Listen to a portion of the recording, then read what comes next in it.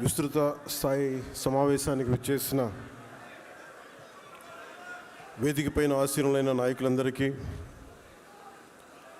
పేరు పేరున నా హృదయపూర్వక నమస్కారాలు.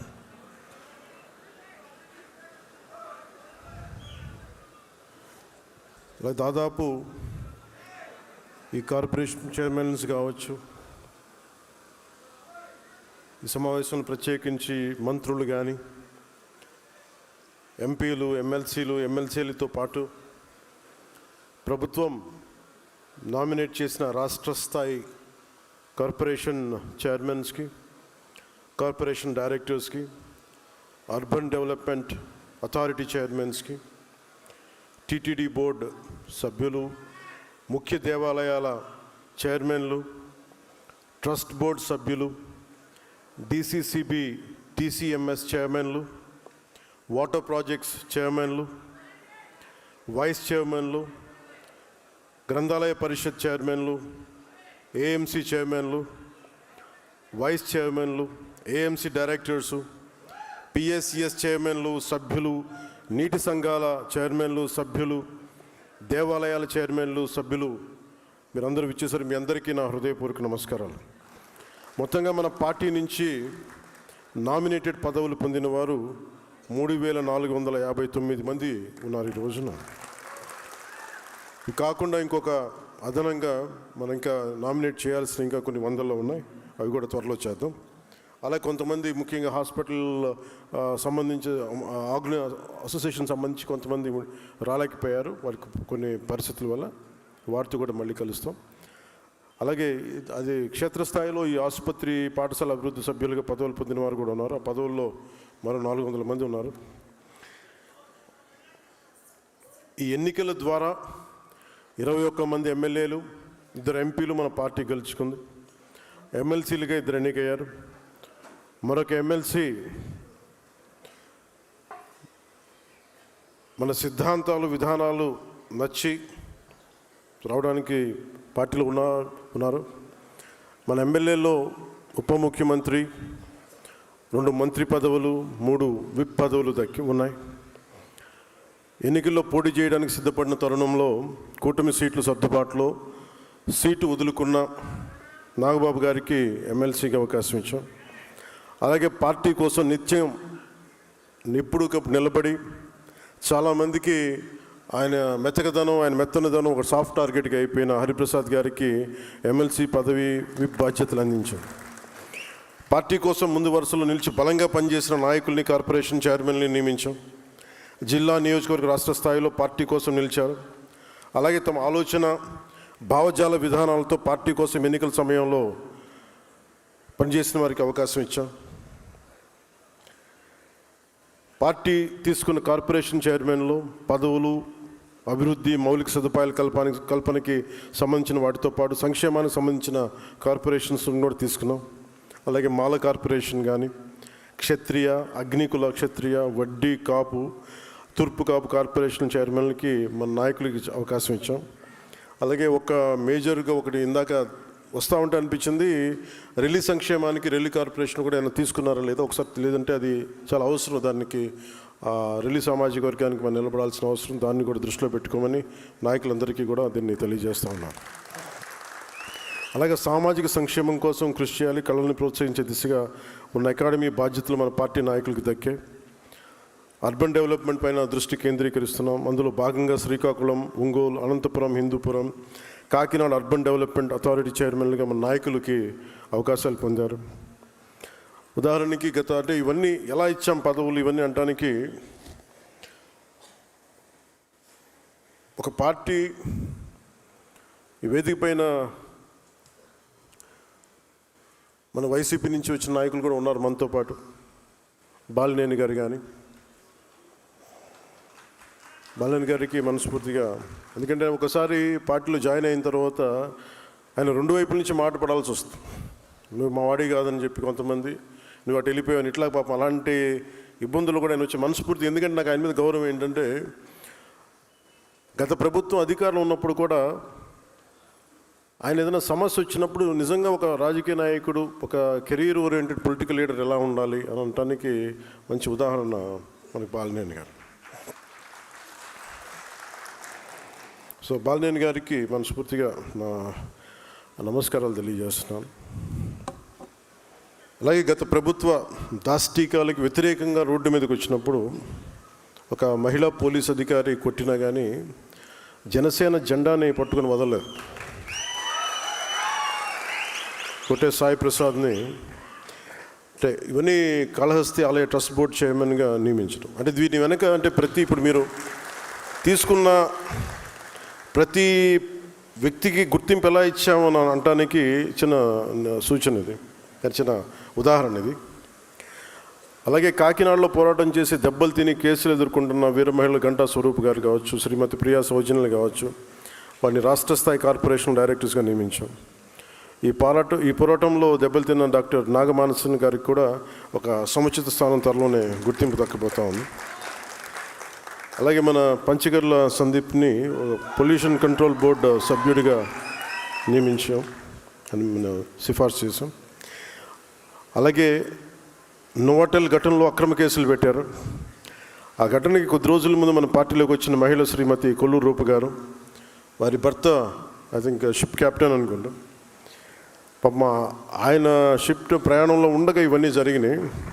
సాంపైని కూడా నాన్ బెయిలబుల్ కేసులు పెట్టి జైలుకి పంపించేశారు. ఆవిడ్ని శ్రీమతి రూప గారిని రాష్ట్ర స్థాయి కార్పొరేషన్ డైరెక్టర్గా పదవికి ఎంపిక చేశాం. అలాగే పార్టీ నుంచి తొలి నుంచి క్షేత్రస్థాయిలో పనిచేస్తున్న శ్రీ గేదెల చైతన్య గారికి, దాసరి రాజు గారికి, గర్భాన సత్యబాబు గారికి, ఆర్డిఎస్ ప్రసాద్, శ్రీ గుండుబోగుల నరసింహారావు, శ్రీమతి ప్రశాంతి, శ్రీ మండల రాజేష్, తోళ్ల మంజునాథ్, కుమ్మరి నాగేంద్ర గారు లాంటి వారందరికీ కూడా ఈ పదవులు దక్కాయి. అలాగే పార్టీ తరపున సోషల్ మీడియాలో స్వచ్ఛందంగా పనిచేస్తూ సమావేశం నడుస్తుంటేనే ముఖ్యంగా పాయింట్ లోడ్ చేసి సోషల్ మీడియా కార్యకర్త శ్రీ నల్లే ప్రసన్న కుమార్ గారిని ఒక ఎంఎస్ఎంఈ కార్పొరేషన్ డైరెక్టర్గా నియమించలేదు. ఆయన కూడా ఊహించలేదు.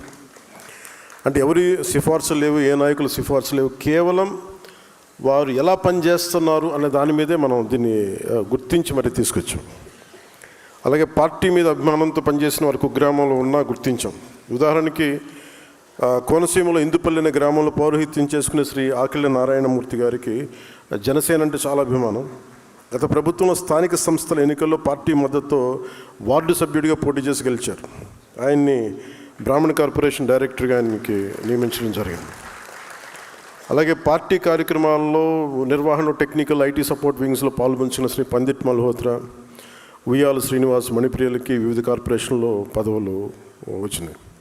ఉదాహరణకి పండిట్ మల్హోత్రా గారి గురించి మాట్లాడితే 19 ఎలక్షన్స్లో ఆయన పోటీ చేసినప్పుడు ఆయన నానా రకాల ఇబ్బందులు పాలు చేశారు. బెంగళూరులో సాఫ్ట్వేర్ ఉద్యోగంలో అంటే వచ్చి కూర్చొని బలంగా నిలబడి ఓడిపోయినప్పటికీ కూడా స్పిరిట్ కోల్పోకుండా ఆత్మస్థైర్యం నిలబడినందుకు ఆయనకి పదవి ఇవ్వడం జరిగింది. Party IT legal cells, doctors, legal programmes కమిటీల్లో కూడా బాధ్యతలు చేపట్టమని గుర్తించాం. సగటు పొజిషన్స్లో వారికి ఇవ్వడం జరిగింది. ఓటమి పాలైన పార్టీ కోసం నిలబడిన మహిళా నేతలు శ్రీ పాలవలసి ఎస్వి గారికి, ఘంటసాల వెంకటలక్ష్మి కార్పొరేషన్ చైర్మన్స్గా నియమించడం జరిగింది. శ్రీమతి టి రమాదేవి, శ్రీమతి రేఖా గౌడ్ను విజయవాడ శ్రీశైలం దేవస్థానం ట్రస్ట్ బోర్డుగా సభ్యులుగా బాధ్యతలు అప్పగించాం. ఉత్తరాంధ్రలో పార్టీ కోసం నిలబడి గిరిజన ప్రాంతాల్లో తిరిగిన కార్యకర్త శ్రీ వన్నెంరెడ్డి సతీష్ని విశాఖపట్నం జిల్లా గ్రంథాలయ సంస్థ చైర్మన్గా నామినేట్ చేశాం. ఇంకా రాష్ట్ర స్థాయి డైరెక్టర్ పోస్టు ప్రతిపాదించిన 60 మంది ఉన్నారు. వారికి సంబంధించిన ప్రకటన ఇంకొక కొద్ది రోజులు తెలుస్తుంది. అలాగే జిల్లాలో బ్లాక్ స్థాయి అంటే agriculture technology management authority committee చైర్మన్లను సభ్యులు నియామకం మొదలవుతూ ఉంది. ఆ కమిటీలు చైర్మన్లు సభ్యులుగా జనసేన కూడా తామాషా పద్ధతి ప్రకారం పదవులు వస్తాయి. అలాగే జిల్లా గ్రంథాలయ సంస్థల సభ్యులుగా కూడా నియమం చేపడతా ఉన్నారు. అంటే ఇవన్నీ మీకు ఒకటి కాదు, రెండుగా చాలా ఉన్నాయి. సో వీటికి పదవులు చిన్నవా పెద్దవా వీటన్నిటికంటే కూడా మనం దీని బాధ్యతని మనందరం గుర్తించాలి. సో దానికి ఇంకొన్ని సంఘటనలు చెప్పి then I will come to the main contents. ఉదాహరణకి మన చిల్లపల్లి శ్రీనివాస్ గారు ఉన్నారు. ఈరోజు అరేంజ్మెంట్స్ అన్నీ వారి చేతుల మీదుగా జరిగినాయి. చిల్లపల్లి శ్రీనివాస్ గారికి మన భోజన సదుపాయాలు చిల్లపల్లి శ్రీనివాస్ గారు ఆర్గనైజ్ చేసినందుకు మనస్ఫూర్తిగా వారికి ధన్యవాదాలు తెలియజేస్తాను.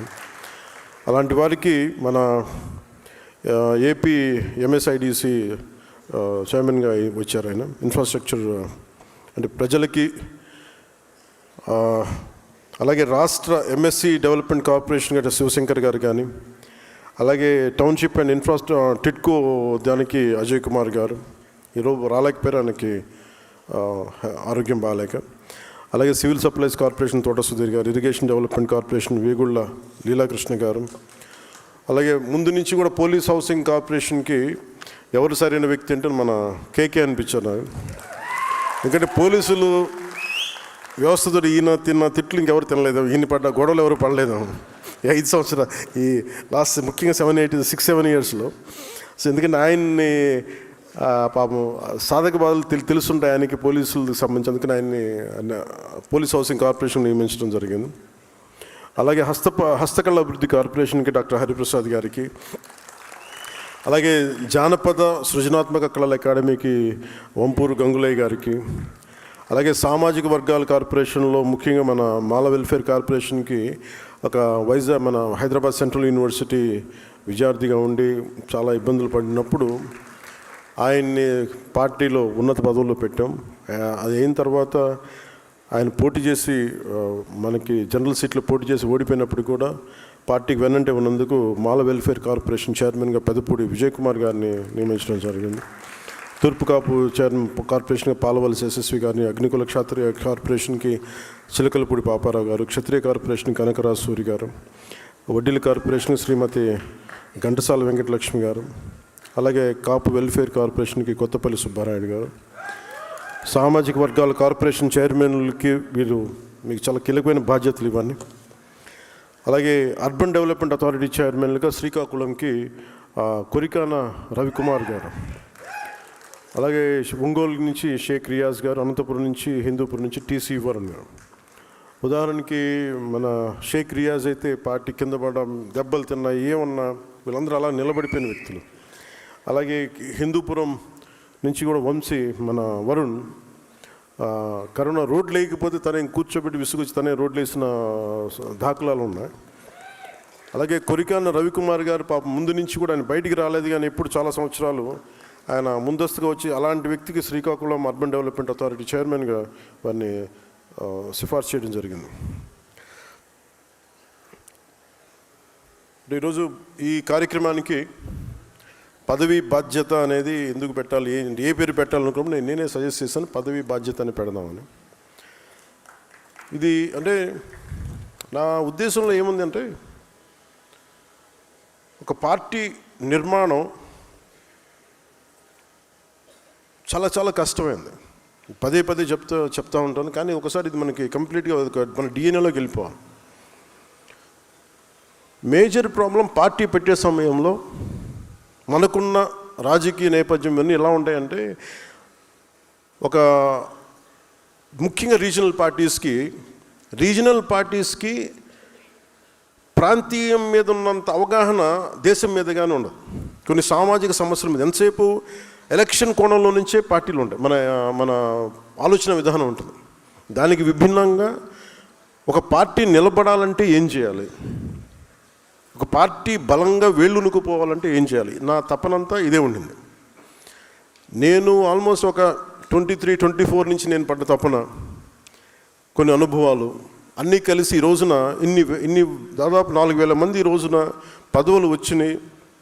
ఇన్ని ఎమ్మెల్యేలు కానీ, ఎమ్మెల్సీలు కానీ, మంత్రులు కానీ ఇవన్నీ ఉన్నాయంటే ఇది ఒక పవన్ కళ్యాణ్ అనే వ్యక్తిది కాదు, మనందరం క్యారీ చేస్తున్న ఈ భావజాలం తాలూకు శక్తి, మన పోరాట శక్తి, మన పోరాట పటిమ.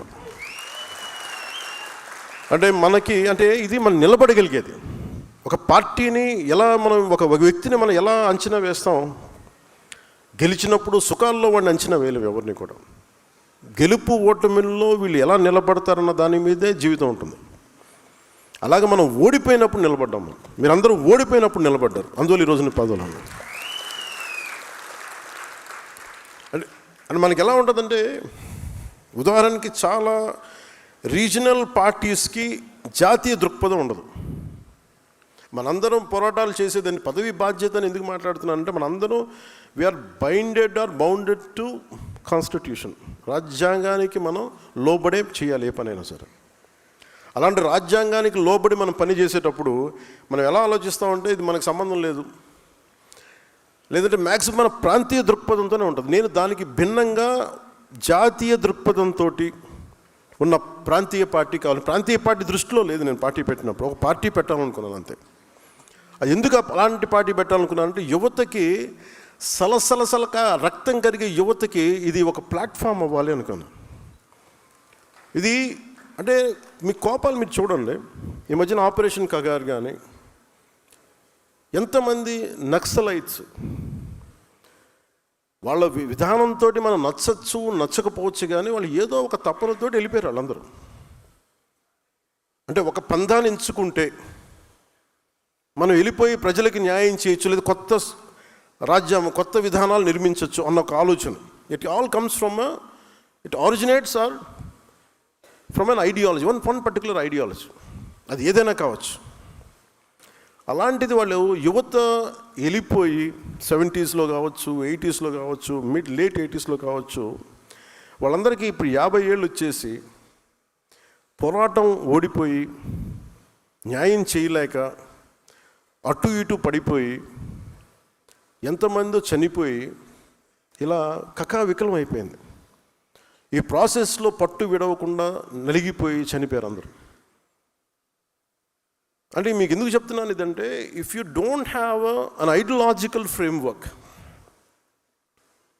ఒక ideological framework that to with in the norms of constitution, ఒక బ్యాలెన్స్డ్ ఐడియాలజీ లేకపోతే ఏం జరుగుద్ది అని అనడానికి మనకు అనేక దాఖలాలు ఉన్నాయి. మీరు ప్రాంతీయతత్వం తీసుకోండి, దానికి ఒక టైం లైన్ ఉంటుంది. కేవలం 2-3 కులాలే కావాలి అని చెప్పండి, దానికి ఒక టైం లైన్ ఉంటుంది. దాని తర్వాత అవి పడిపోతాయి. తీసేమన్నా హౌస్లో దూరం పెట్టుకున్నాను.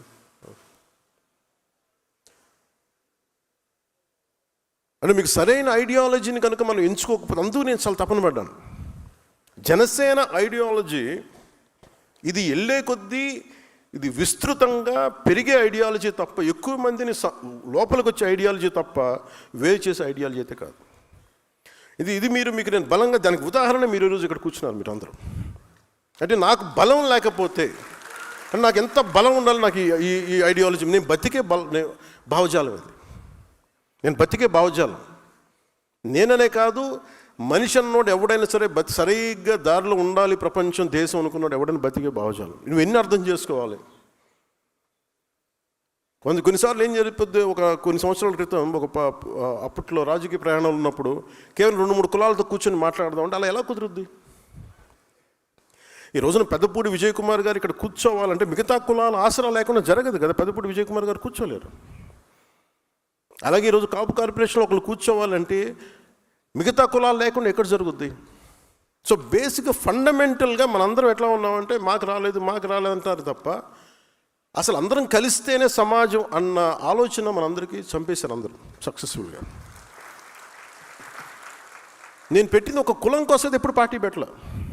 ఒకసారి చాలా ఇబ్బందిగా ఉంటుంది నాకు, కులానికి పరిమితం చేస్తుంటే అరే నేను ఇంత విస్తృతంగా ఒక యూనివర్సల్ థాట్ తోటి నేను వస్తున్నప్పుడు నన్ను కూర్చోబెట్టి అది ఒక స్ట్రాటజీ. అది confining any individual to particular ideology, region, religion is a clear cut strategy to confine. అది మనకి వర్తిస్తే కానీ ఇంకెవరికి వర్తించు, అదొక గొప్ప ఆలోచన. వాళ్ళకి మిగతా వాళ్ళకి వర్తించు, మనల్ని విమర్శించే వాళ్ళకి అది వర్తించదు, ఇదంతా మనకే వర్తిస్తుంది. సో అందుకు నేను చాలా ప్రత్యేకించి నేను చాలా ఆలోచించి చాలా సోషల్ ఐడియాస్ ఫిలాసఫీస్ చదివి చాలామంది నిపుణులతో చర్చించి దీన్ని చాలా సింపుల్, అంటే మనం కూర్చోబెట్టి ఊకదంపుడు ఉపన్యాసాలాగా ఇంత పెద్ద చెప్పకుండా, పెద్ద పెద్ద పుస్తకాలు లేకుండా చాలా, అంటే ఒక వాక్యం రాస్తే అది భావగర్భితమై ఉండాలి. ఒక ఐడియాలజీని మీరు ప్రపోజ్ చేస్తే భావగర్భితమై ఉండాలి. అందుకని ఈ 7 సూత్రాలతోటి అంత భావగర్భితంతో చేసాం. దాన్ని మీరు వెతికితే వాల్యూమ్స్ రాయొచ్చు ఒక్కొక్క దాని మీద ఉదాహరణలతోటి. ఉదాహరణకి ప్రాంతీయతని విస్మరించని జాతీయవాదం ఎందుకు పెట్టామంటే, మనం కూర్చొని ఈ ప్రతి 50-70 కిలోమీటర్ 100 కిలోమీటర్లకి మన కల్చర్ మారిపోతూ ఉంటుంది. మనది ఆహార అలవాట్లు మారిపోతాయి, ఆచార వ్యవహారాలు మారిపోతూ ఉంటాయి. మాట తీరు, మాట యాస మారిపోతూ ఉంటుంది. ఇవన్నీ పరిగణలో తీసుకోకుండా, ఇవన్నీ గౌరవించకుండా మనం వెళ్ళిపోదాం ముందుకంటే ఎక్కడో చోట దెబ్బలు తింటాం అందరం. సో ఇవన్నీ దృష్టిలో పెట్టుకొని ఒక్కొక్కటి అన్నీ పెట్టుకుంటూ వచ్చాం. దానికి మీరందరూ కూడా నాకు తెలిసి మీరు 90s ఉన్న వాళ్ళు ఉంటారు, లేదంటే కొంతమంది 80s పుట్టిన సీనియర్ నాయకులు కాకుండా మిగతా వాళ్ళందరూ కూడా కరెక్ట్గా చెప్పాలంటే 2007 నుంచి మీరు 20-25 వయసులో ఉండుంటారు మీరు అందరూ, మిగతా వాళ్ళని పక్కన పెడితే. సో ఇది మీరు భవిష్యత్తు మీరు సరైన నిర్దేశంగా ఇవ్వగలిగితే, అందుకే నేను ప్రత్యేకించి మిమ్మల్ని ఉద్దేశించి మీరు భావితరాలకు మీరు ఎంతో కొంత ఉదాహరణ అవ్వాలనే నేను ఈ 7 సూత్రాలని ప్రతిపాదించాను. ఇది చాలా కీలకం. అంటే మీరు ఎందుకు దీన్ని అర్థం చేసుకోవాలి అంటే నేను నా భావాన్ని మీరు అర్థం చేసుకోలేనప్పుడు, కేవలం పదవి కోసమే అనుకున్నప్పుడు మటుకు మీరందరూ కలెక్టివ్గా ఫెయిల్ అవుతారు. ఇప్పుడు ఉదాహరణకి నేను కూర్చోబెట్టి ఎందుకు మనకి పర్యావరణాన్ని పరిరక్షించే అభివృద్ధి ప్రస్థానం అని ఎందుకు ఆ మాట మాట్లాడామంటే, ఉదాహరణకి మన అమరజీవి జలవాహిని పేరు పెట్టినప్పుడు నాకు అనిపించింది, గోదావరి నది పారే ప్రాంతాలు ఇవన్నీ. అంటే కరెక్ట్గా 10 అడుగులు తీస్తే నీళ్ళు వచ్చేస్తాయి, మంచి నీళ్ళు. ఇదివరకు ఇష్టారాజ్యంగా తవ్వేశాం. అది మన అవసరాలు కావచ్చు, మన ఆర్థిక అవసరాలు కావచ్చు, మన ఆశ కావచ్చు, వ్యాపార విధానానికి కావచ్చు, ఆదాయానికి కావచ్చు. కానీ ప్రాసెస్లో ఏం చేసామంటే, మనం నీళ్లు ప్రవహిస్తున్నప్పటికీ నీళ్లు తాగలేని పరిస్థితుల్లో పెట్టేసుకున్నాం మన ఆర్థిక ప్రణాళిక. అందుకని ఇప్పుడు ఏం చేస్తున్నాం, మళ్ళీ అక్కడి నుంచి ఒక రిజర్వాయర్ నుంచి నీళ్లు తెచ్చుకొని మళ్ళీ అందరికీ 3,000 కోట్లు 3,000 పైచీలు కోట్లు ఖర్చు పెట్టి నీళ్ళు అందిస్తున్నాం. అంటే మనం మనకి పర్యావరణాన్ని పరిరక్షించుకోలేకపోతున్నాం. మళ్ళీ దానికోసం అదనంగా అంటే మనకి ఎలా ఉందంటే, ఉన్న నీళ్ళని ఉన్న సహజ వనరులను చంపేసుకొని నానా చండాలం చేసేసి మళ్ళీ అప్పుడు ఖర్చు పెట్టే పరిస్థితి. అంటే ఉన్న భూమిని చంపేసుకొని మార్స్కి వెళ్దామన్నట్టు ప్లాన్ లాంటిది. సో మనకున్నది కళ్ళ ముందుది మనం రక్షించుకోలేనప్పుడు, మన కళ్ళ ఉన్నదాన్ని మన దగ్గర ఉన్నదాన్ని మనం పరిరక్షించుకోలేనప్పుడు మనం ఎంతని మనం చేయగలం. అందుకని పర్యావరణాన్ని పరిరక్షించే అభివృద్ధి ప్రస్థానం. అలాగే ప్రాంతీయతను విస్మరించిన జాతీయవాదం అంటే మనం ఎంత జాగ్రత్తగా ఉండాలి అని అనడానికి నేను చాలాసార్లు కొన్ని ట్వీట్స్ చేస్తున్నప్పుడు, ఇది మన రాష్ట్ర సమస్య కాదు కానీ మాట్లాడుతూ ఉంటారు కొంతమంది, నాకు కూడా సలహా ఇస్తారు. అంటే ఉదాహరణకి బంగ్లాదేశ్లో అక్కడ హిందువుల్ని చంపేస్తున్నారు, దీని మీద కూర్చొని ఇప్పుడు నేను ట్వీట్స్ చేస్తుంటే కొన్నిసార్లు, అంటే ఇప్పుడు లేదు కానీ కొన్ని సందర్భాల్లో నా దగ్గరికి మనకెందుకు సరే అన్నీ అంటారు. అంటే నువ్వు భారత రాజ్యాంగం, మన ఎంపీస్ ఉన్నారు, మనం ఉన్నాం, భారతదేశం రాజ్యాంగాన్ని కట్టుబడి మనం ప్రమాణం చేస్తున్నామని చెప్తాం. అలాంటప్పుడు భారతదేశంలో ఉన్న ప్రతి విషయం మందే. అది ఎందుకు కూడా చెప్తున్నాను, ప్రాక్టికల్ కూడా ఎందుకో చెప్తున్నాను. అంటే ఉదాహరణకి అంటే నేను ఇదేదో ఒక చప్పట్లు కొట్టించుకోవడానికి లేదంటే basically we have to understand this part. గతసారి మనం బందర్కి వెళ్ళినప్పుడు లేదంటే తెనాలికి వెళ్ళినప్పుడు కొన్ని సందర్భాల్లో మన 2018-2016లో చాలామంది ఏం చెప్పేవాళ్ళు అంటే, ఉదాహరణకి గోల్డ్ పార్క్ వెళ్ళాం, మన బందర్లో గోల్డ్ టెక్ పార్క్ అది బందర్లో చిలకలు రోల్ గోల్డ్ చేసేది.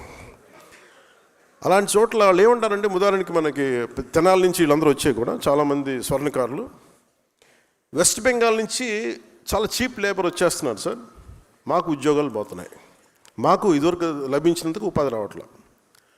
అప్పట్లో మనకు అంత అవగాహన ఓకే రాష్ట్రం నుంచి వస్తుంటారు కదా, దానికని ఎందుకు వస్తున్నారు ఏంటని చూస్తే, మనకి బంగ్లాదేశ్లో ఉండే వ్యక్తులందరినీ రోహింగ్యాల గొడవలప్పుడు అందరిని తరివేస్తే, బర్మాలో కావచ్చు, అంటే మన నేబరింగ్ కంట్రీస్లో ఇంపాక్ట్, అక్కడ ఒక గొడవ జరిగి అక్కడి నుంచి వచ్చే మైగ్రేషన్ ల్యాండ్ లాక్డ్ కాబట్టి వాళ్ళు రకరకాల ప్రాంతాల్లో స్థిరపడిపోయి, అది ఈవెన్ మన బందరు తెనాలికి కూడా వచ్చేసినాయి అవన్నీ. అక్కడ స్థానికంగా ఉన్న ఉపాధి అవకాశాలు కోల్పోతారు. సో అందుకే అలాగే మీరు ఏ సమస్యని తీసుకోండి, ఉదాహరణకి ఇప్పుడు యుక్రెయిన్ వార్ జరుగుతుంది, మనకు సంబంధం ఏంటని అనుకోవద్దు. సడన్గా మన యూరియా పెరిగిపోయింది ధర అంటే యుక్రెయిన్ వార్ వల్ల. అంటే ఇది ఎందుకు చెప్తానంటే, సామాన్య ప్రజానీకానికి ఇది అవసరం లేదు, కానీ యాజ్ అ పొలిటికల్ లీడర్స్ మీకు అవగాహన ఉన్నదానికి, మీకు ఇది అవగాహన లేకపోతే అంతర్జాతీయ సమస్యల మీద, స్థానిక సమస్యల మీద మీరు బలంగా మాట్లాడాలి. ఎందుకు నేను ఇది మాట్లాడుతున్నాను, మేము ఇందుకోసం మాట్లాడుతున్నాను అని బలంగా చెప్పడానికి మీకు ఆ అవగాహన ఉంటుంది. అందుకు నేను చెప్తాను. అలాగే కల్చర్ మ్యాటర్స్. మన సిద్ధాంతాలు కూడా కల్చర్ గురించి ప్రత్యేకించి ఉంటుంది. భాషా యాసల్ని గౌరవించకపోతే, సంస్కృతిని గౌరవించకపోతే చాలా గొడవలు వచ్చేస్తాయి. ఒక్కొక్క 60-70 కిలోమీటర్లు మన ఉత్తరాంధ్రలో ఒక యాస ఉంటుంది, దాన్ని వెటకారం చేయడానికి కుదరదు. అది ఆ భాష యాస తాలూకు అందం అది. సో మిగతా జిల్లా వాళ్ళు అట్లాగే చూసుకుంటే చిన్నప్పుడు నేను వినేవాడిని అవన్నీ. సో అందుకని ఈ భాషా సంస్కృతుల్ని కాపాడకపోతే, గౌరవించకపోతే చాలా సమస్యలు ఉత్పన్నమవుతాయి. సో ఇట్లాగే అన్నీ పెట్టుకునే ఇవన్నీ కలిస్తేనే భారతదేశం అనే దానికి బలంగా ఉండడానికి ఏమి చెయ్యాలి అన్న దాంతో పెట్టిన ఇవన్నీ ఈ సిద్ధాంతాలు. ఇవన్నీ నేను నిలబడ్డాను కాబట్టి ఈ రోజున మీకు ప్రధానమంత్రి గారు కూడా మీకు అంత గౌరవిస్తున్నారంటే, ఒక ప్రాంతీయ పార్టీ, ఒక 2 ఎంపీలు, ఒక 2-3 ఎమ్మెల్సీలు, ఒక 21 మంది ఎమ్మెల్యేలు ఉన్నది ఇంత బలంగా ఎలా ఉంది అని చాలామంది అడుగుతూ ఉంటున్నాను. జాతీయ స్థాయి నాయకులు, ఏ పొలిటికల్ పార్టీకి కూడా జాతీయత ఆలోచన విధానం చాలా తక్కువ ఉంటుంది. భయపడతారు మనకి ఎందుకు లేని ఇవన్నీ. ఇది మనందరి రెస్పాన్సిబిలిటీ, మనందరి బాధ్యత. అందుకని మీరు దీన్ని చాలా చాలా బలంగా తీసుకోండి. దీన్ని భవిష్యత్తులో మనం ఏం చేద్దాం వీటన్నిటికీ మాట్లాడటానికి ఇంకొక 3.5 years టైం ఉంది. ఇంకా మనం చేయడానికి చాలా ఉంది. మీరు ఏ పదవి కూడా చిన్నది, ఏ పదవి పెద్దది అనుకోకుండా ఉన్న పదవిని మీరు కనుక సమర్థవంతంగా నిర్వహించగలిగితే, మీరు ఇదివరకు విన్నారా ఒక పంచాయతీరాజ్ శాఖ ఇంత బలం ఉంటుందని, ఒక పంచాయతీరాజ్ శాఖ ఇంత కదిలించగలదని? It all depends who takes that role and responsibility with complete commitment. ఇది నాకు వచ్చింది కాదు, మీకు వచ్చింది కూడా. మీరు ఒక మెంబర్ అవ్వచ్చు, డైరెక్టర్ అవ్వచ్చు, చైర్మన్ అవ్వచ్చు. మీరు ప్రతిరోజు ఆలోచించాల్సిందే ఏం చేయగలం. ఉదాహరణకి మాల కార్పొరేషన్ చైర్మన్, గతంలో అంబేద్కర్ మనకి విదేశ దానికి ఆపేశారు, లేదంటే ఇంకోటి ఆపేశారు, ఇంకోటి జరగట్లేదు. ఈ మాల కార్పొరేషన్ సంబంధించి మన విద్యార్థులకు, యువతకి మనం ఏం చేయాలి? చైర్మన్ గారు కూర్చొని, పెద్దపూడి విజయ్ కుమార్ గారు కూర్చొని ఆలోచించాలి. ఒకసారి డబ్బులు కనిపించవు, డబ్బులు లేవని, ఫర్నిచర్ కూడా లేదని కొన్ని పరిస్థితులు కొన్నిసార్లు ఉంటాయి.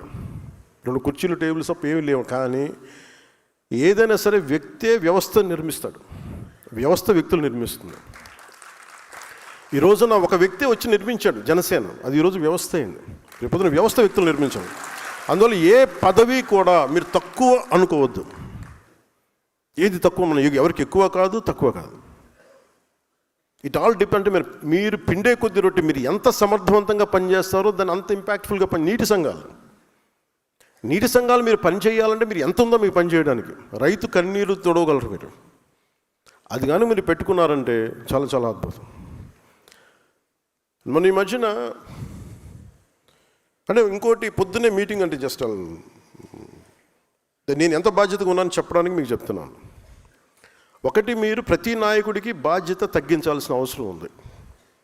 అంటే ప్రతి సమస్య, ఇప్పుడు ఒక ఊళ్ళో రోడ్డు లేకపోతే పవన్ కళ్యాణ్ దగ్గరికి వచ్చేస్తే రోడ్డు వచ్చేస్తే అన్నారంటే ఇట్స్ ఎ ఫెయిల్యూర్. అది ఒక జిల్లా కలెక్టర్, స్థానిక ఎమ్మెల్యే చేయాల్సిన పని, స్థానిక సర్పంచ్ చేయాల్సిన పని ఒక ఉప ముఖ్యమంత్రి స్థాయి వ్యక్తికి వచ్చి సాల్వ్ అవుతుంది అంటే అది మన ప్రజాస్వామ్యం తాలూకు లక్షణాన్ని బలహీనపడిందని అర్థం. అది అసలు నా దగ్గరికి రాకుండా ఉండాలంటే ఏం చేయాలన్న దానికి నేను ఆలోచిస్తున్నాను, దానికోసం ప్రయత్నం చేస్తున్నాను.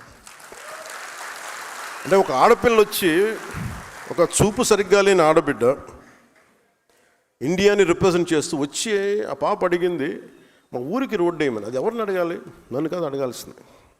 నిజంగా ఇంపాక్ట్ఫుల్గా గవర్నెన్స్ ఉంటే, అంటే ఇప్పుడు కాదు, ఒక 5 సంవత్సరాలని కాదు, గత దశాబ్దాలుగా మనం ఏం చేస్తున్నామంటే ప్రజాస్వామ్యం తాలూకు స్ట్రక్చర్ని వీకెన్ చేస్తున్నాం. నాయకుడు ఇంపార్టెంట్ అయిపోయాడు, వ్యవస్థను చంపేస్తున్నాం. అది మారాలి.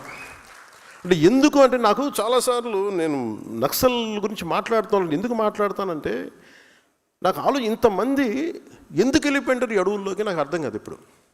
అంటే ఎంత కోపం ఉండాలి వీళ్ళకి. ఆ కోపం ఎక్కడికి పోదు.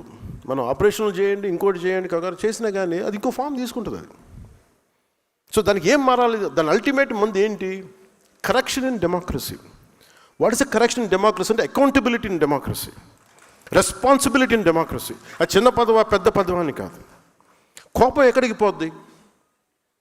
నేను అందుకని తపన పడుతున్నాను ఈరోజు, నా కోసమో నా పిల్లల కోసమో మన కోసం కాదు. నేను తపన పడుతుంది చూస్తుండగా పాడైపోతుంది మన ఈ ప్రజాస్వామ్య వ్యవస్థ అని అనిపిస్తుంది.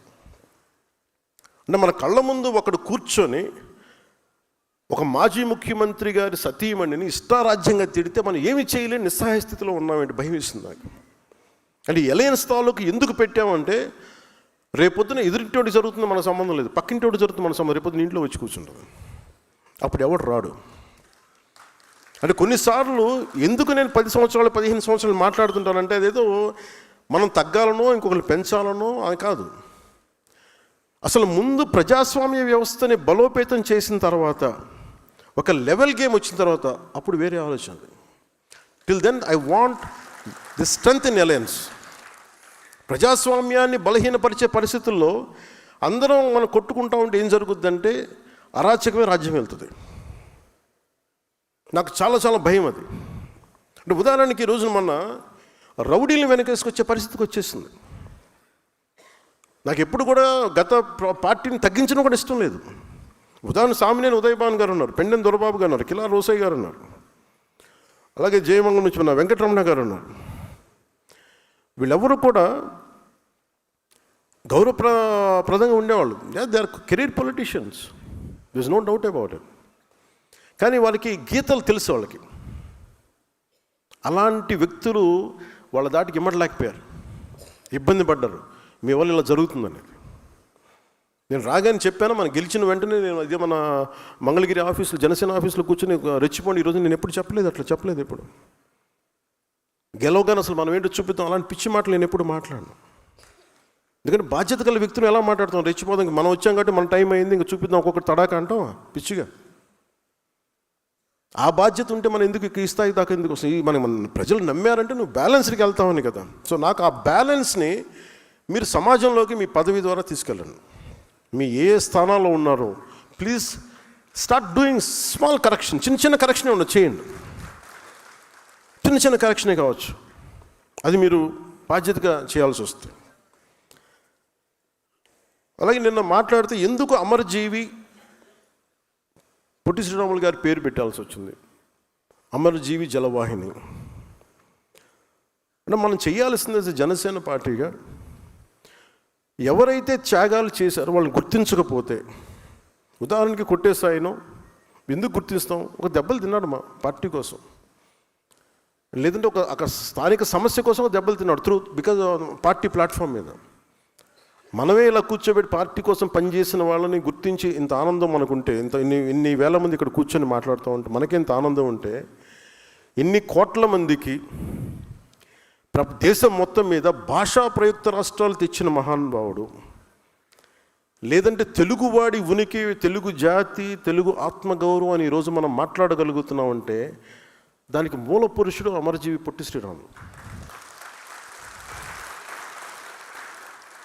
అంటే మనం అలాంటి వ్యక్తుల్ని మనం స్మరించుకోకపోతే, అంటే ఉదాహరణకి 5 సంవత్సరాలు పనిచేసిన ముఖ్యమంత్రి పేర్లు కూడా పెట్టేస్తారు.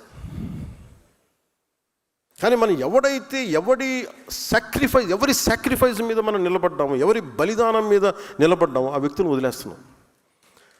భగవంతుడు నాకు ఇచ్చిన, గురువులు ఇచ్చిన నాకు ఆ జ్ఞానం ఏమో తెలియదు, కానీ ఆయన పేరు స్మరించింది.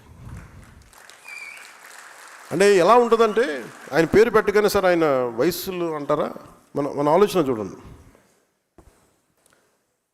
అంటే ఎంత దౌర్భాగ్య స్థితికి వెళ్ళిపోయి ఉంటే, అంబేద్కర్ గారికి ఒక కులానికి పరిమితం చేసుకుంటే మనం ఏం చేయలేం. అంబేద్కర్ అందరి వాడు, లేదు మావాడు మా దగ్గరే ఉంటాడంటే మనం ఏం చేయలేం దానికి. కానీ ఎవరు వద్దనుకున్నా లేదనుకున్నా అంబేద్కర్ గారు గుండెల్లోనే ఉంటారు నాకు. దాన్ని మేము పొలిటికలైజ్ చేయం. ఓనర్షిప్ ఒక్కళ్ళకి అని అంటానికి కుదరదు, నాయకులకి. అంటే ఈ స్థాయికి ప్రపంచం వెళ్ళిపోతున్నాం. మనం కరెక్ట్ చేసుకోకపోతే మన స్థాయిల్లో చాలా చాలా తప్పులు చేసిన వాళ్ళం అవుతాం ఇవన్నీ.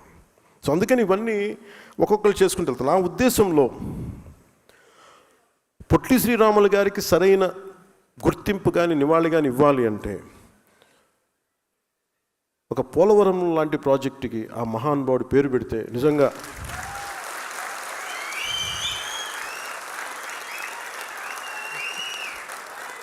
ఎందుకంటే అంటే భాషా ప్రయుక్త రాష్ట్రాలు తెచ్చినవాడు, ఆకలితో అలమటించినవాడు. అంటే పోలవరం ప్రాజెక్ట్ అంటున్నాం, కానీ అలాంటి నాకు అనిపించింది ఒక చిన్నపాటి ఒక 2 మండలాలకు ఒక జిల్లాకు వచ్చే దానికి కాదు దీనికి పెద్ద పేరు పెట్టాలంటే ఒకసారి ఇలాంటి ప్రతిపాదన అంటే ఇది నా ఉద్దేశం. ఇది కుటుంబ ప్రభుత్వం కాబట్టి నా ఒక్కటి ఉద్దేశం పనిచేయదు. ఇక్కడ అందరి చాలామంది సమగ్ర కొన్ని కోట్ల మంది కూర్చొని ఎవరెవరి ప్రతినిధులు తీసుకొని నా కోరిక, ఇది నా లోపల ఉన్న కోరిక, పోలవరానికి అమరజీవి పొట్టి శ్రీరాములు గారి పోలవరం ప్రాజెక్ట్ అంటే నాకు చాలా గొప్పగా ఉంటుంది. అది కుదురుతుందో లేదో మనకు తెలియదు, కానీ బట్ నాకైతే కోరిక.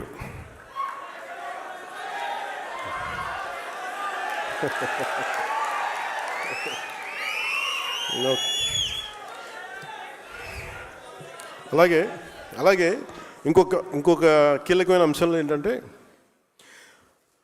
నేను కొన్ని మాట్లాడుతున్నప్పుడు మీకు కొన్ని ఇబ్బందులు ఉంటాయి. ఏంటంటే మీ వాడు ఎలా మాట్లాడేసారంటారు మేము. అలాగే ఇది కాదు నేను అమర్జీవి గారి గురించి మాట్లాడలా. నేను ఉదాహరణకి కులాల గురించి చాలా విస్తృతంగా మాట్లాడతాను, ఇబ్బంది లేకుండా మాట్లాడతాను. మా సోదరులు నాగబాబు గారిని అడగండి, మా ఇంట్లో ఎప్పుడు కూడా కుల ప్రస్తావన మాకు తెలియదు అసలు ఎప్పుడు. అలాంటి నేను కులాల గురించి మాట్లాడటం అంటే ఎంత నలిగిపోయాడు బిగినింగ్లో. అసలు ఎందుకు వచ్చాను పాలిటిక్స్ అనుకున్నాను. ఇప్పుడు కదా 2007, 2008లో అంటే మనం మానవత్వం అనుకున్న పెరిగిన వాళ్ళకి, సోషలిజం మైండ్ సెట్తో ఉన్నవాడికి కులం చాలా ఇబ్బందిగా ఉంటుంది. కాకపోతే that is a stock reality of our society. ఇది ఒక వాస్తవ దృక్పథం. ఇది అంటే మనకి అసమానతలు ఉన్నాయి. కొన్ని కులాలు అగ్రస్థానంలో ఉంటాయి, కొన్ని కులాలు వెనకబాటు స్థానంలో ఉంటాయి, కొన్ని వృత్తి కులాలు ఉంటాయి, వృత్తి కళలు వాటికి పరిమితం అయిపోయినాయి. అందుకని కులాలని నేను సమగ్రంగా స్టడీ చేశాను. స్టడీ చేసుకున్న తర్వాత అప్పుడు అవగాహనతో వచ్చి మాట్లాడాను. అందుకు నాకు ఇబ్బంది ఏముండదు. నేను ఒక కులం గురించి మాట్లాడుతున్నానంటే ఇంకో కులాన్ని ఎప్పుడు పెంచడం కాదు, ఇంకో కులాన్ని తక్కువ చేయడం కాదు, ఒక వాస్తవాన్ని మాట్లాడుతున్నాను అంతే. అందుకని నేను ప్రత్యేకించి కులాల గురించి మాట్లాడేటప్పుడు మన పార్టీని ఎలా చెప్పాలో తెలియట్లేదు నాకు. వాళ్ళ పేరు కూడా చెప్పడం పెద్ద నాకు ఇష్టం లేదు. అంటే అలాగే అంటే ఆకు రౌడీలను సపోర్ట్ చేస్తాం, మేము రౌడీజం చేస్తాం అనే వాళ్ళతో వాళ్ళ పార్టీగా నాకు గుర్తించట్లేదు. అదొక రౌడీల సమూహంలాగా అనిపిస్తుంది ఒకసారి. సారీ టు సే, నా ఉద్దేశం అలా చేయకూడదు కదా అంటారు. వాళ్ళు పొలిటికల్ పార్టీ అయితే మీరు పాలసీ విధానంలో మాట్లాడాలి. మీరు పాలసీ విధానం మీరు ఈ పాలసీ చేశారు, వచ్చాక మేము రద్దులు చేస్తాం. ఇప్పుడు ఉదాహరణకి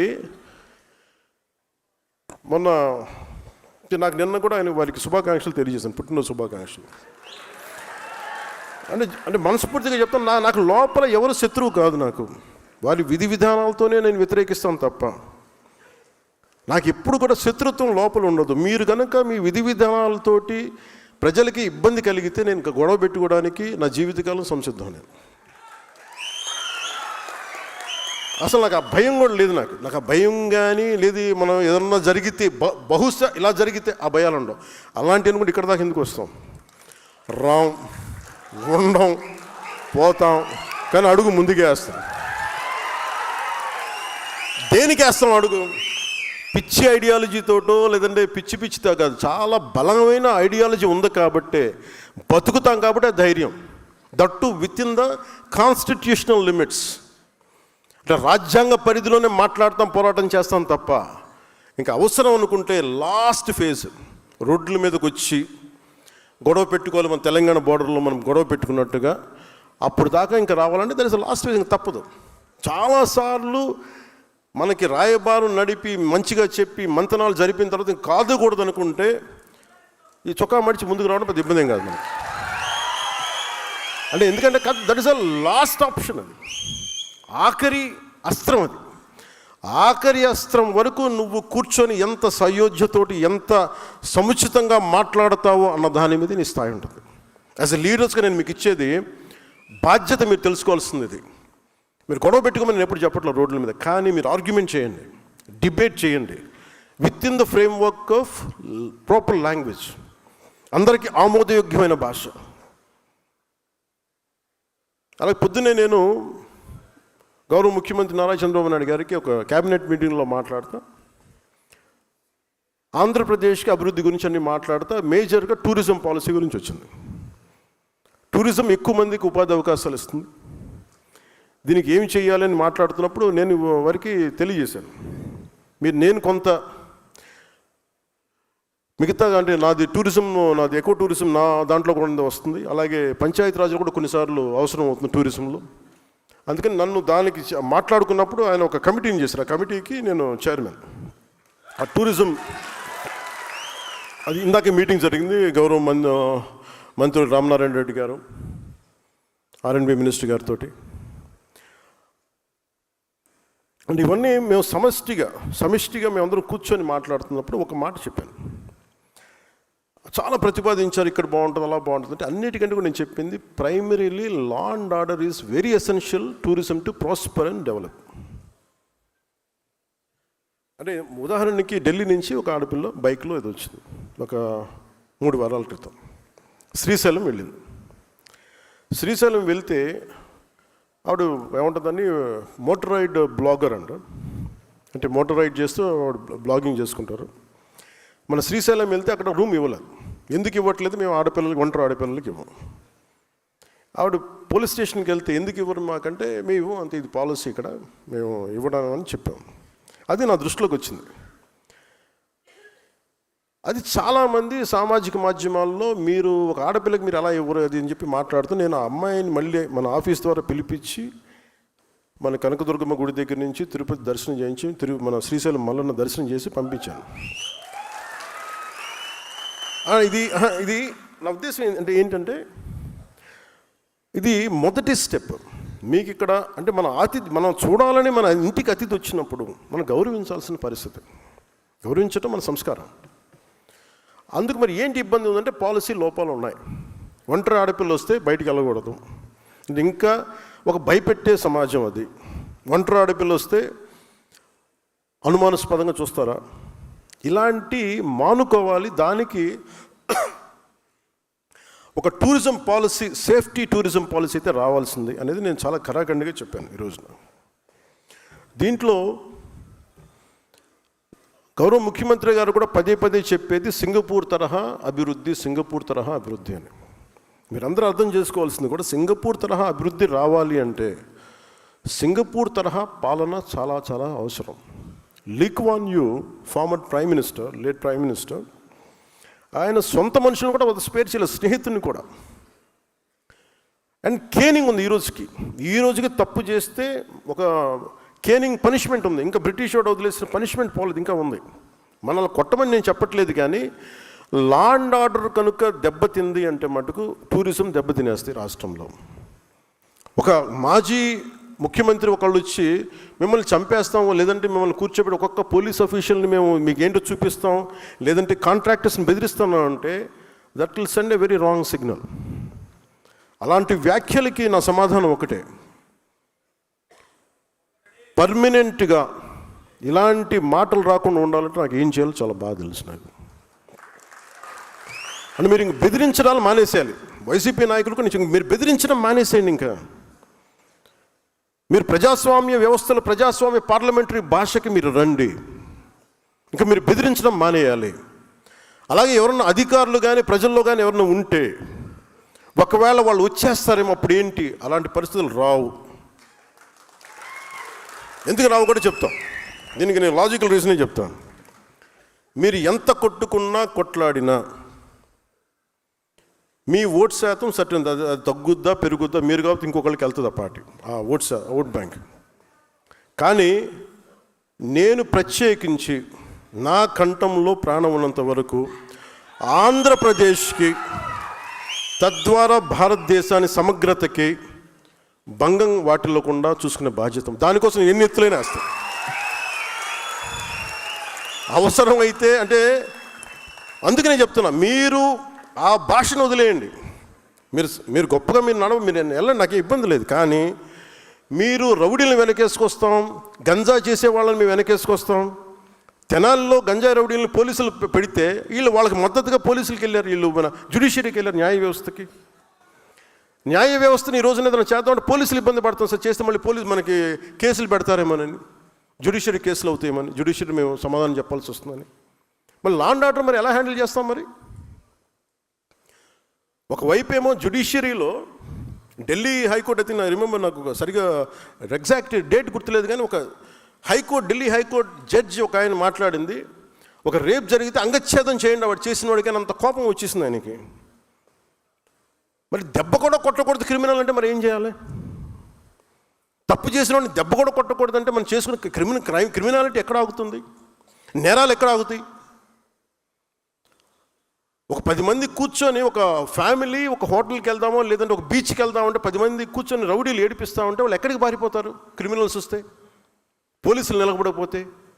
అందుకని మీరు పదవి బాధ్యతలో ముఖ్యంది లా అండ్ ఆర్డర్ చాలా చాలా బలంగా ఉంటుంది. మీ స్థాయిలో మీకు కనిపిస్తే స్థానిక పోలీసులకు, పనిచేసే పోలీసులకు మీరు మద్దతుగా నిలబడండి, బలంగా నిలబడాలి. తప్పులు జరుగుతున్నాయి, కరెక్ట్ చేయండి వాటిని. అంటే క్రిమినాలిటీ మీకు కనుక పెరిగిపోయింది అంటే మటుకు ఈ రాష్ట్రాన్ని ఇంకెవడు బాగు చేయలేడు. అందరికీ భయాలు ఉన్నాయి. వాళ్ళు ఐఏఎస్లు కావచ్చు, ఐపీఎస్లు కావచ్చు, వాళ్ళందరికీ వ్యవస్థను అందరం చంపేశారు. పొలిటికల్ లీడర్షిప్ మెల్లిగా వ్యవస్థను చంపేస్తుంది. అంటే ఒక అధికారి వస్తే, ఒక పొలిటికల్ లీడర్షిప్ 10 మంది అనుకుంటే తప్ప ఏమి చేయలేని పరిస్థితికి వచ్చింది.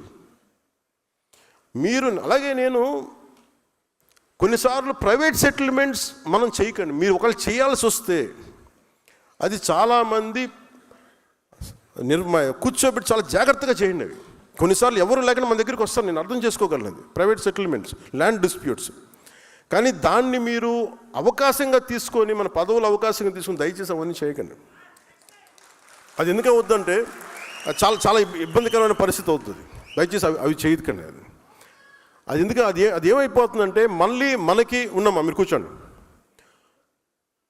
అది ఏం జరుగుద్ది అంటే మనం కనుక మనం కనుక కరెక్ట్ చేయకపోతే మనకిను ప్రీవియస్ గవర్నమెంట్కి తేడా ఏముంటుంది అది మీరు ఆలోచించండి. ఈ రోజున మీకోసం చొక్కాలు చించుకొని రోడ్ల మీద ఆడపిల్లలు ఇబ్బంది పడి వచ్చి ఓట్లేసినందుకు మనం కృతజ్ఞతగా మనం వారికి ప్రజలకి నిలబడకపోతే మనందరం తలదించుకోవాల్సి వస్తుంది. నేనైతే తలదించుకోను. నా పార్టీని మొత్తం ప్రజలకే, ప్రజల సమస్యను నేను వినదలుచుకున్నాను.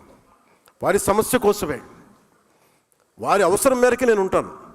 నాకు పార్టీ కంటే కూడా ప్రజలు చాలా, భద్రత చాలా ముఖ్యం నాకు. కూర్చోమ్మా, నువ్వు కూర్చో. సభా సంస్కారం ఉండాలి కదా మీకు, పద్ధత మీకు. సో లా అండ్ ఆర్డర్ మటుకు you have to get in to control. మీ చేతుల్లోకి రావాలి, చెప్పాలి. ఇష్టారాజ్యంగా చేసేస్తున్నారు అందరూ. ఎందుకంటే ప్రజలు ఒకసారి తిరగబడ్డారంటే ఇప్పుడేం చెప్పరు మీకు. ఎలక్షన్లు వచ్చేవారు ప్రజలు ఎవరు చెప్పరు, మీరు గుర్తుపెట్టుకున్నది. మన నాయకులు కూడా అదే చెప్తున్నారు, మీరు ప్రజలు ఇప్పుడేం చెప్పరు, భయపడతారు. కానీ ఎన్నికలు వచ్చినప్పుడు మటుకు వాళ్ళ కోపం అప్పుడే చూపిస్తారు, గత ప్రభుత్వానికి చూపించినట్టుగా. అది మర్చిపోకండి, అది ఎప్పుడు మర్చిపోకండి. సమస్య కోపం వచ్చిన రోజున వాళ్ళు ఏం చేస్తారు, మనం అప్పుడు కష్టాలు వస్తాయి. నాకు ఎందుకు భయం లేదని, నాకు ఓడిపోయినా గెలిచినా నేను ఎప్పుడు మారలా. నేను ఎప్పుడు ప్రజల కోసం పనిచేస్తాను, ప్రజల కోసమే పనిచేస్తాను. అందుకని మీరు దయచేసి 2 చేతులు జోడించి చెప్తున్నాను, దయచేసి ప్రజల్ని ఇబ్బంది పాలు చేసే ఈ పవర్ని దయచేసి మిస్యూజ్ చేయకండి. నేను మిస్యూజ్ చేయను. మీరు మిస్యూజ్ చేస్తానంటే చూస్తూ కూడా కూర్చోండి. నేను మాట్లాడాలి, మీరు వినాలమ్మా. మీరు మాట్లాడే సందర్భం వస్తుంది. ఇది మాటామంతి కార్యక్రమం లేదంటే జనవాణి కార్యక్రమం అంటే మీరు లెటర్లు ఇవ్వండి ఇటు సైడ్ నుంచి, లేదంటే మాటామంతి. అంటే ఇది పదవి బాధ్యత, ఇది కూడా చాలా ముఖ్యం కదా. పదవి బాధ్యత అంటే ఇదే కదా. ఎప్పుడు మాట్లాడాలి, సందర్భోచితంగా ప్రవర్తించాలి కదా, సందర్భానుసారం మాట్లాడాలి కదా. అలాగే కొన్నిసార్లు నాకు ఏం చెప్తున్నారంటే కల్చర్ గురించి మాట్లాడు. ఉదాహరణకి మొన్న టీటీడీ నుంచి నిధులు మన కరీంనగర్ కొండగట్టు ఆంజనేయ స్వామికి వాళ్ళు ఇవ్వడం జరిగింది. దేవుడు, తెలంగాణ దేవుడు, ఆంధ్ర దేవుడు, అలా ఉంటారా? తెలంగాణ వెంకటేశ్వర స్వామి, ఆంధ్ర వెంకటేశ్వర స్వామి, అలాగే తెలంగాణకు మన తమిళనాడుకు సుబ్రహ్మణ్య స్వామి, ఆంధ్రాకు మన మోపిదేవి సుబ్రహ్మణ్య స్వామి, అందరూ ఒకటే. రకరకాల స్థానాల్లో నమ్మకాలను బట్టి ఉంటారు. ఇవన్నీ అంటే మీకు ప్రాంతీయతను విస్మరించడం అంటే ఇవన్నీ కూర్చోబెట్టి మీకు స్థాయి, మానసిక స్థాయి పడిపోయే కొద్దీ ఇలాంటివి ఎత్తుకుంటే కొన్నిసార్లు తప్పులు ఉంటాయి, తప్పులు కరెక్ట్ చేసి ముందుకు వెళ్ళాలి తప్ప అక్కడ ఆగిపోకూడదు. మిగతా వాళ్ళు ఎవరైనా మాట్లాడితే మీరు అలాంటి డిబేట్స్లో మీరు వెళ్ళకండి. పదవి బాధ్యత కింద చెప్తున్నా, అలాంటి డిబేట్స్కి మీరు వెళ్ళకండి. అని ఇవన్నీ ఎందుకంటే భగవంతుడిది హైందవ ధర్మం ప్రపంచంలో ఏ మూల ఎక్కడ ఉన్నా సరే ఇది అందరిది. ఇది అలాగే తిరుపతి బాలాజీకి డబ్బులు రిలయన్స్ అంబానీ గారి దగ్గర నుంచి మొహరుమూరు, ఇందాక నిన్న చెప్పిన ఢిల్లీ నుంచి ఒక ఆడబిడ్డ కూడా వచ్చి హుండీలో డబ్బులు వేస్తారు. ఆ డబ్బులు ఎక్కడికి వెళ్ళాలి ఏంటి అనేది అది స్వామివారి, అది వారి ఇష్టం. అది ఆయన ఎవరి ద్వారా నోటు పలికిస్తారు, ఎవరి ద్వారా చేయిస్తారో అది ఆయనది, అది మనకు సంబంధం లేదు. అందుకని ఇది అంటే ఇలాంటి వివాదాల్లో మీరు అనవసరంగా వెళ్ళకండి, నా ఉద్దేశం అది చెప్పడానికి కారణం. అలాగే అంతర్వేది రథాలు కానీ, ఎందుకంటే సెన్సిటివిటీ ఇంకోటి ఈ మధ్యన ఏమైపోయిందంటే కులాల మధ్య చాలా ఇబ్బందులు అయిపోతున్నాయి. నేను పిఠాపురం చిన్నపిల్లలు కులాలతోటి మాట్లాడేసుకుని వాళ్ళు ఎవరో వెళ్ళి ఇంటర్వ్యూలు చేశారంటే ఇవన్నీ మాట్లాడుతుంటే ఇంత చండాలం అయిపోయారండి మనుషులు అనిపించింది నాకు. నేను చిన్నప్పుడు చదువుకున్న స్నేహితుడు ఎవరో ఏంటో తెలియదు, ఏ కులమో తెలియదు. మేమందరం రీజనబుల్ స్కూల్స్లో చదువుకున్నాం. ఎక్కడ కూడా మా పక్క స్నేహితులు ఏ కులం అని తెలియలేదు. ఒకవైపు ఏమో అంబేద్కర్ గారి పేరు చెప్పి అనైలేషన్ ఆఫ్ క్యాస్ట్, కుల నిర్మూలన మాట్లాడతాం, ఇంకోవైపు కులాన్ని ఎగదోస్తూ ఉంటాం. BC schools, BC social welfare, SC ST welfare అని మనమే విడగొట్టి ఇవన్నీ చేస్తాం. జరగవా? అసలు పిల్లలకి కులం లేకుండా చేయవచ్చు కదా ముందు. అసలు ఒకటే స్కూల్ ఎందుకు పెట్టకూడదని ఆలోచన కలుగుతూ ఉంటుంది. ఎవరికి ఆలోచన అసలు నేను పెడదామా లేదా అంటే ఒకసారి మాట్లాడాల్సి వస్తుంది. ఎందుకు పబ్లిక్ డిస్కోర్స్లో మాట్లాడుతున్నా అంటే before I speak in cabinet I want this to be in public discourse. SC ST schools అని పెడతారు, బీసీ స్కూల్స్ అని పెడతారు. అంటే మీరు చిన్నప్పుడు వేరు చేస్తుంది కదా సొసైటీ. అంటే మీరు వేరు, మేము వేరు. పిల్లలందరూ కనీసం పిల్లలకైనా మన చండాలం, మన దరిద్రం మనందరికీ వచ్చేసింది అనుకుందాం. మనం మార్చుకోవట్లేదు. అట్లీస్ట్ పిల్లలన్నా చేయాలి కదా. మన మధ్యన ఎవరు హైకోర్టు జడ్జి, మన సుప్రీంకోర్టు జడ్జి ఎవరు మాట్లాడుతారు, హైకోర్టు జడ్జి థింగ్ ఉత్తరప్రదేశ్, ఈ కులాలకి మిగతా కులాల నుంచి పెళ్లి చేస్తే బాగుంటుంది, వాళ్ళ అమ్మాయిని ఇట్లా ఇచ్చి పెళ్లి చేస్తే అసలు ముందు అక్కడ దాకా ఎందుకు వెళ్తారు? పెళ్ళి అనేది వాళ్ళ ఇష్టం. అది ఎవరిని చేసుకోవాలి, అది వాళ్ళ ఇష్టం. అది కనీసం మన చేతిలో ఉంది స్కూల్స్ కదా. స్కూల్స్లో కూడా మనం చేయలేకపోతున్నప్పుడు ఇంకా కరెక్షన్ ఎప్పుడు మా కుల నిర్మూలన అనేది జరగదు ఎప్పటికీ. నాకు అందుకు అనిపించింది అలాంటి ఉండబట్టి ఈ రోజున రెచ్చిపోయి ఎవడు పిఠాపురంలో మాట్లాడుతూ ఉంటే పిల్లల మధ్య మాట్లాడుకునే మాట అది ఇద్దరు విభిన్నమైన కులాల నుంచి మాట్లాడుతున్న సమాజం విచ్ఛిన్నం అయిపోతే బతుకుతూ చెప్పండి. అంటే ఇవన్నీ ఎందుకు చెప్తున్నానంటే మీ స్థాయిల్లో యు ఆర్ ఎక్సలెంట్ లీడర్స్.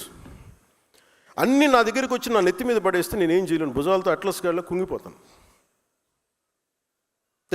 మీరు కూడా కొంత బాధ్యత బరువు పంచుకోమని నాకు విన్నపం. నాకు మొత్తం నా మీద వేసేసి మా ఊర్లో రోడ్డు లేదండి నువ్వు చేసి అండి, మాకు ఇక్కడ మా ఇంట్లో అంట్లు తోటానికి ఎవరు లేరు, మంచిగా వచ్చి అంట్లు తోయండి, ఇక్కడికి వెళ్తుంది. అలాగే అది ఎక్కడో చోట మీరు పదవి బాధ్యత అంటే మీరు కూర్చొని మీరు కన్ను వాళ్ళేసి ఏంటి బాగుందా ఏం జరుగుతుంది అట్లా కాదు. బాధ్యత తీసుకోండి, కొంచెం బాధ్యత తీసుకోండి. ఇలాంటి సమస్య వచ్చినప్పుడు చాలా సమర్థవంతంగా మీ వాదన వినిపించండి, తిట్లు లేకుండా, బూతులు లేకుండా. ఇదొకటి మీకు మీ దృష్టికి తీసుకుతలుచుకుందాం. ఇది మనకి rarest of the rare opportunity. 3.5 years ఇంకా సమయం ఉంది. పిఠాపురంలో ఒక ఎక్సైజ్ స్టార్ట్ చేశాను. ఒక 10 పార్టీ పెట్టిన ఆల్మోస్ట్ ఒక 10 years పైన తర్వాత స్టార్ట్ చేశాను. అందరూ అంటున్నవాళ్ళు మీకు బూత్ కమిటీలు లేవు, మీకు వార్డు కమిటీలు లేవు అంటే అసలు ముందు నడవాలి కదా. పార్టీ నడిపిన తర్వాత, జనం వచ్చిన తర్వాత పెడతాం. ఏమీ లేకుండా ఎక్కడి నుంచి వస్తాయి? అందరూ రాత్రి పుట్టేశారా? లేదంటే కాంగ్రెస్ పార్టీ సడన్గా వైఎస్ఆర్ కాంగ్రెస్ పార్టీ అయిపోతే వాళ్ళకు ఉంటుంది. అది మాకు అలా కాదే. మా పంట మేము వాళ్ళకు ఉంటాయి. వాళ్ళ నాన్నగారు ముఖ్యమంత్రులు ఉండొచ్చు, బాబాయిలు ఇంకోలా ఉండొచ్చు, తర్వాత చంపేసేది వేరే విషయం అనుకోండి. మనకు అలాంటి పరిస్థితులు లేవు కదా. అన్నీ మనమే వండుకోవాలి, మనమే గంజి వార్చాలి, మనం అన్నీ చేసుకోవాలి, మనం దాంట్లో పోపు మనం వేయాలి, టైం పడద్దు దానికి. అందుకని ఈ మూమెంట్ మన పిఠాపురంలో ప్రారంభించాం. ముఖ్యంగా పార్టీ పదవుల్లో నేను చాలా స్పష్టంగా ఏం చేశానంటే, organisation is different. Janasena organisation బిల్డింగ్కి జనరల్ సెక్రటరీగా రామ్ తల్లూరి గారిని పెట్టాం. ప్రత్యేకించి వారిని ఎందుకు పెట్టామంటే హిజ్ ఆర్గనైజేషనల్ బిల్డింగ్ స్కిల్స్ ఉన్నాయి ఆయనకి. ఆయన పంపించి పిఠాపురం పంపించి ఆ మోడల్ మిగతా మీ నియోజకవర్గాలు మీరు కూడా చేయాల్సి వస్తుంది. అందుకని చెప్తున్నాను. దాదాపు 53 గ్రామాల్లో 51 గ్రామాలకి అన్ని వార్డుల కమిటీలు నియమించేసాం, అన్ని ఇంక్లూడింగ్ బూత్ కమిటీలతో సహా. ఎట్లా చేసాం? అది నాకు నచ్చిన వాళ్ళను లేదంటే మన నాయకులు నచ్చిన వాళ్ళో పెట్టలా. 10 మంది జన సైనికుల్ని స్థానికంగా ఉండే వీరమహిళలందరూ కూర్చోబెట్టి మీకు ఎవరికి కావాలి మీ నాయకుడు ఎన్నుకోండి అంటే చాలా వరకు అసలు ఏకపక్షంగా మాకు ఈ వ్యక్తి ఉంటే సరిపోతుందని వచ్చిన గ్రామాల్లో ఉన్నాయి. లేదు కొంచెం ఓటింగ్ అంటే ఓటింగ్ పెట్టుకున్న గ్రామాలు చాలా ప్రజాస్వామ్య పద్ధతి, చాలా డెమోక్రటిక్ మీన్స్లో చేశాం. ఇది ప్రతి నియోజకవర్గానికి ఇది ఒక మోడల్ అవ్వాలి. ఇవన్నీ ఎందుకు చేస్తున్నాం అంటే, మీరు రేపొద్దున స్థానిక సంస్థల్లో మీరు బలంగా నిలబడాలి అంటే మీరు ఇప్పటి నుంచి చేసుకోకపోతే స్థానిక సంస్థల్లో మనం పోటీ చేసే సీట్లో మీరు బలంగా నిలబడలేరు. మీరు సెకండ్ ఇన్ ఫీల్డ్లో అయిపోతారు, జాగ్రత్త. అది అందుకని చెప్తున్నాను, మీరు కంపల్సరీగా చేయాలి. అలాగే ఈ పోటీ చేయాలనుకునే వారికి స్థానిక సంస్థల స్వరూపం, వాటి ద్వారా చేయగలిగే సేవ, అభివృద్ధి గురించి తెలుసుకోవాలి. అలాగే పంచాయతీ వ్యవస్థని బలోపేతం చేస్తున్నాం, సర్పంచుల గౌరవాన్ని పెంచుతున్నాం. నేను రాగానే చేసింది వీళ్ళు వైసీపీ సర్పంచ్లు 70% వైసీపీ సర్పంచ్లు 80%. మరి ఫస్ట్ 10,000 మొత్తం డబ్బులు విడుదల చేసాం. 15th ఫైనాన్స్ కమిషన్ నిధులు కూడా వెళ్ళినాయి అంటే వాళ్ళు మన వాళ్ళని కాదు, వ్యవస్థను బతికించడానికి వాళ్ళ వైసీపీ సర్పంచ్లలో వాళ్ళ ఖాతాలో డబ్బులు పడ్డాయి. ఇంకా వ్యవస్థను బతికించేవాడు మనని చూడకూడదు, అది నిష్పక్షపాతంగా ఉండాలి. సో అందుకని దీన్ని దృష్టిలో పెట్టుకుని మీరు కూడా చాలా బలంగా ఈ అవగాహన పెంచుకోవాల్సిందిగా కోరుకున్నాం. అలాగే మెంబర్షిప్ డ్రైవ్ చేస్తున్నాం. నేను చాలాసార్లు అయిపోతుంది మెంబర్షిప్ డ్రైవ్, మనకి జనసేన పార్టీ మెంబర్షిప్ డ్రైవ్ అంటే ప్రతి ఒక్కరు కూడా మీలో కూడా నాకు తెలిసి 95% మెంబర్షిప్ ఉండుంటారు, ఒక 5% మిస్ అయ్యారు నాకు ఎందుకు అనిపిస్తుంది. ఒక తప్పైతే కరెక్ట్ చేయండి. అంటే కొన్నిసార్లు మెంబర్షిప్ ల్యాబ్స్ ఉందేమో చూసుకోండి. మెంబర్షిప్ లేకుండా జనసేన పార్టీకి పదవి పొందడం తప్పదు. సో దయచేసి ఎవరైనా ఉంటే, ఒకళ్ళిద్దరు ఉంటే దయచేసి దాన్ని కరెక్ట్ చేసుకున్నాను. ఎందుకు నేను ఈ విషయం చెప్తున్నానంటే, ఈ పిఠాపురం ఎన్నికలు మనకి వార్డు కమిటీలకి ఎన్నికలు జరుగుతున్నప్పుడు చాలామంది వచ్చి మేము కూడా జనసేన అంటే కండువా వేసుకుంటే జనసేన మెంబర్ అయ్యి తీరాలి. మీరు కండువా వేసుకున్నంత మాత్రం జనసేన మెంబర్ అవ్వాలి. క్రియాశీలకంగా పనిచేయాలి. అది కూడా ఏంటంటే కొన్ని సంవత్సరాలు పనిచేసిన తర్వాత నీకు ఏదో పోటీ చేస్తే అది పెట్టాను, దానికి ఒక రూల్ పెట్టాను దానికి. లేకపోతే ఏమైపోతుందంటే, అంటే నా భయం ఏంటంటే జనసేన బలమే జన సైనికులు, వీర మహిళలు.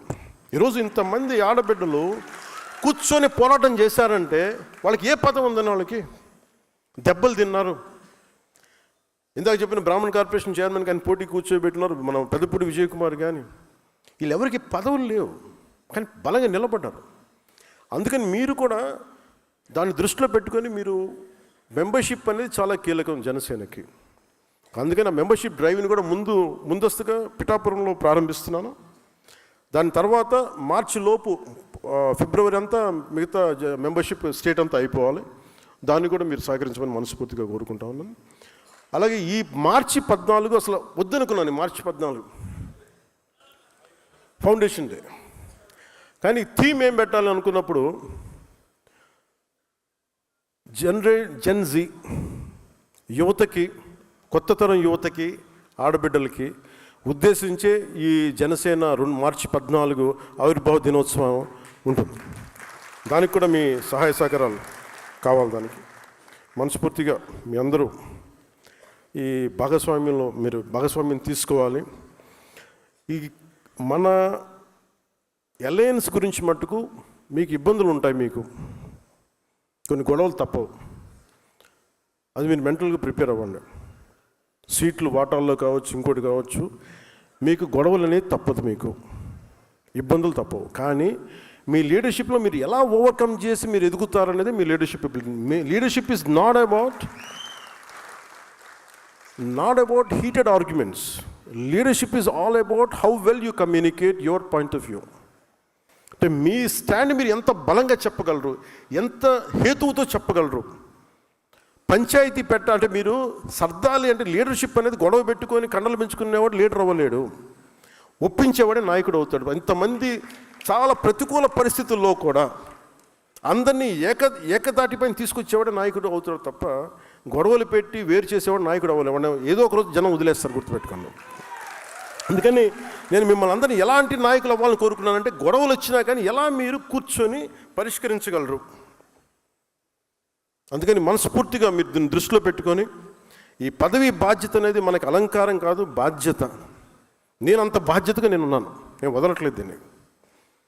ఈ 3.5 సంవత్సరాల్లో మీరు కనుక అద్భుతంగా చేయగలిగితే, మీ చేతిలో ఒక పిడికిడి సాయం చేయండి, ఒక మనిషికి సాయం చేయండి చాలు. నేను అదే అనుకుంటా, ఒకసారి నా దగ్గర బడ్జెట్ లేదు, ఇంకో లేదు అనుకుంటే 1 కిలోమీటర్ రోడ్డు వేయగలను అనుకుంటాను. అది చాలు, నేను చేయగలుగుతాను. ఒక ఊరు కనీసం అంటే ఏమి చేయలేని కాడి ఎంతో కొంత చేయండి, అది నా ఉద్దేశం. డబ్బులు ఎందుకు? నేను పొద్దున మన దుర్గేష్ గారు మాట్లాడుతూ డబ్బులు ఇవి ఉన్నాయి కొంచెం టూరిజం ప్రాజెక్ట్ అంటే, మీరు ఐడియా పెట్టండి సార్, మన దగ్గర ఏమీ లేని కాడికి ఇంత దూరం వచ్చాం, ఒక రాష్ట్రానికి రాదా, ఇన్ని కోట్ల మంది తలుచుకొని సామూహిక శక్తి కనుకుంటే డబ్బులకి కొద ఉంటుందా అనుకున్నాం. మనం అనుకోవాలి, మన నిబద్ధతగా ఉంటాం, నిలకడగా ఉంటాం అనుకుంటే పెట్టుబడి పెట్టే వ్యక్తులు వస్తారు, మనమే ఎదుర్కొనుకోవాలి. ఆంధ్రప్రదేశ్ ఒక ప్రామాణికం చూపించాలి మనం. అందుకని దాన్ని మీరు దృష్టిలో పెట్టుకొని మనందరం సమిష్టిగా పనిచేయాలని మనస్ఫూర్తిగా నేను కోరుకుంటూ, మీ అందరికీ ఒక్క ప్రమాణం చేసి దీన్ని ముగిద్దాం ఈ సభని. మీరు అది ఎవరు అప్లికేషన్ ఇచ్చారు కదా, అది ఇవ్వండి ప్లీజ్. ఒకసారి నేను చెప్పింది ఇది, ఈ ప్రమాణం చేసిన తర్వాత మనం జాతీయ గీతంతో ముగిద్దాం ఈ సభని. ఆంధ్రప్రదేశ్ ప్రభుత్వం అప్పగించిన పదవిని బాధ్యతాయుతంగా స్వీకరించాను. రాష్ట్ర సర్వతోముఖ అభివృద్ధి, ప్రజా సంక్షేమం లక్ష్యంగా ప్రభుత్వ ఆశయాలకు అనుగుణంగా పనిచేస్తాను. ప్రజలకి జవాబుదారీగా ఉంటూ వికసిత్ ఆంధ్రప్రదేశ్ సాకారానికి, వికసిత్ భారత్ లక్ష్యానికి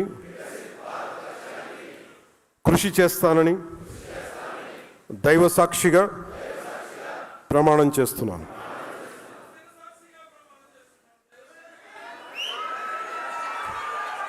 ఒకసారి జాతీయ గీతం. जनगण मन अधिनायक जय हे भारत भाग्य विधाता, पंजाब सिंध गुजरात मराठा द्राविड उत्कल बंगा, विंध्य हिमाचल यमुना गंगा उच्चल जलधि तरंगा, तव शुभ नामे जागे, तव शुभ आशीष मांगे, गाहे तव जय गाथा। जन गण मंगलदायक जय हे भारत भाग्य विधाता, जय हे जय हे जय हे जय जय जय जय हे।